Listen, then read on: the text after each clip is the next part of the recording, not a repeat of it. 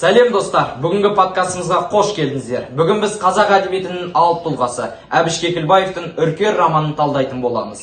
Мен Арман. Бүгінгі сұхбатымызға ерекше қонақтар келіп отыр. Олар Мадина, Жәнібек және Айғаным. Үркер қазақ әдебиетіндегі шоқтығы биік туындылардың бірі. Айғаным, әңгімені сен бастасам. Бұл шығарма не жайында? Саған қандай әсер қалдырды? Рахмет, Арман. Үркер 18 ғасырдағы кіші жүз тарихын арқылы өткен шығарма.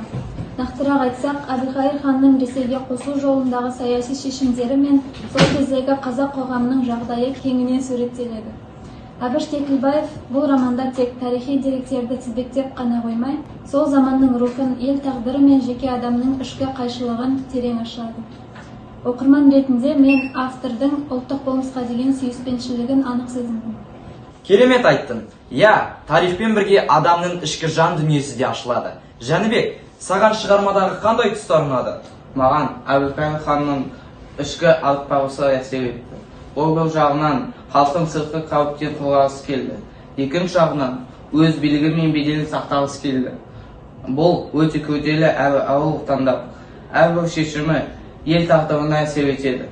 Автор бұл ішкі күйзелісті өте шебер суреттеген. Мен үшін бұл роман ел мен ер тағдыры қатар сынға түскен шығарма. Тамаша ой. Романдағы тарихи тұлғалар арқылы біз сол дәуірдегі қоғамның тынысын сезінеміз. Мадина, сен не айтасың? Мені таңғалдырғаны Әбіш Кекілбаевтың көркем тілі.